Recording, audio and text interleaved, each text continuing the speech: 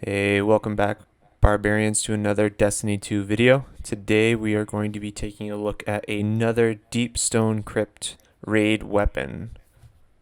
Now, understandably so, there's a lot of hype around these raid weapons because they come with some very unique roles specific to the raid, and they're very good across PvE and PvP. So today we're going to be looking at the Bequest, which is the legendary sword that drops from the raid. And I have a few rolls on this I like. I have Thresh and Assassin's Blade. Assassin's Blade, sword kills boost movement speed and damage. Just throwing a shader on it real quick. And then I have Thresh, which is the new perk with Beyond Light, where kills grant you a small amount of super energy. And of course, it being a sword, they all come with an impact masterwork. And on this roll in particular, I'm using a major spec.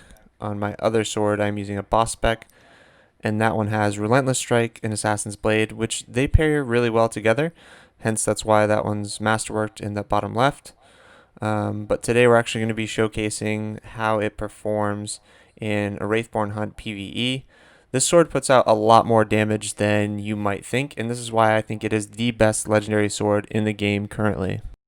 So one thing that's been talked about a lot recently is the Mask of Bequest, of course, at giving arc weapons increased damage, which is of course fantastic, and it pairs with this sword, which is arc, which of course only makes it better.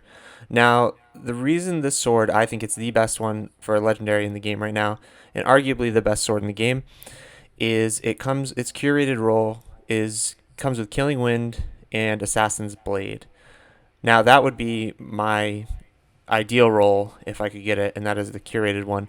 Because Killing Wind pairs so well with Assassin's Blade, you'll get a movement boost, a damage boost, a handling boost, a additional movement boost perhaps. I'm curious to try it out if and when I get that drop from the Deep Stone Crypt Raid. So it's going to be really fun, especially on a hunter. I just prefer using swords on hunters. It just kind of feels more assassin-like. In these Wraithborn hunts, the first one I do here, it's nothing crazy, but the second Wraithborn hunt you'll see in this video, I actually use a heavy attack on the boss, and it almost one-hit kills him. Now, it was because the legendaries in the raid are highly sought after. Unfortunately, I think this sword probably ranks at the bottom, which says a lot in my opinion, just because this sword is also very strong, and its damage output is, I think, the highest in the game. It outputs more damage than the Lament in a certain time duration. However, I think the Lament, of course, being exotic, and it gets a lot of hype because it goes through shields that enemies have, so that's the reason it's so highly used. But this sword's not to be slept on. This does insane amounts of damage, and as a legendary slot, you can pair it with something else. Of course, the Fallen Guillotine is still very much a high contender for something people use in every PvE activity. So there, we're going to kill the servitor here, get the boss's shields down, and those are just light attacks. I think it took 5 light attacks to absolutely decimate that boss right there, which is crazy. I was pretty tempted to showcase this sword in the strike playlist this week. However, it's currently arc and heavyweight, which I know would be fun, but I think would kind of miss the purpose of what I'm trying to do for the video. Currently just farming Wraithborn hunts for that pinnacle drop on the 5th one with my Titan. Otherwise, I probably would have made this video on my hunter. That's speaking of swords. That's something I'd really like them to bring back. In the Menagerie, they had a character-specific sword. I thought that was really cool, and I could see the Bequest's curated role being character-specific to the hunter, and I'd like to see something similar to that for the Titan and the Warlock. And they've done that before. That Menagerie wasn't the only time. I think when Destiny 2 launched, they had Trader's Fate, Negative Space, and something else. There was 3 swords that were specific, or maybe that was with the factions, but there was something there that was character specific. They've done it a couple times, so I would like to see that come back very much so. And I die there because I'm a god at PvE. Something I've noticed just playing PvE recently too is that the mods are coming back, like the Wrath of Rasputin, Global Reach, creating Warmind cells, in addition to generating orbs of light or becoming charged with light, which I think pairs well. So Lucent Blade is an ability that gives you additional sword damage when surrounded. if you're charged with light, and you can spec a build for sword damage and make it insane in PvE.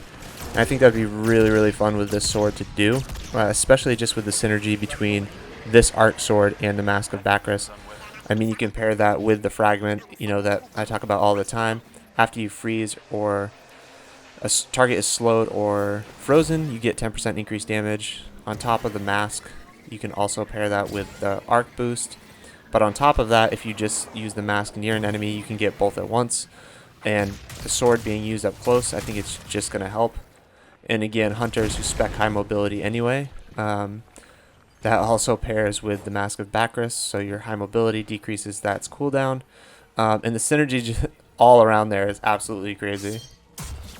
After I said all that, I did get pretty hyped about the potential there. If I do get the curated roll from the Deep Stone Crypt, I'll definitely make a build guide on it, what I would run in PvE.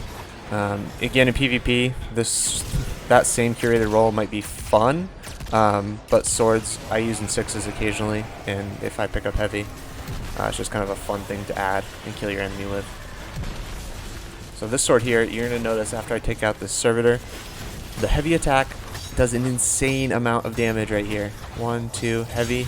And that was all of his health. That is actually absurd. I could not believe it did that much damage to the boss. Alright, so that brings me to the end of just talking about the Bequest sword from the Deep Stone Crypt. Highly recommend getting it. Really any roll you can have fun with. It can also roll with Surrounded, which is super fun. So please smash that like button if you did find this video helpful, and I look forward to seeing you guys in the next video.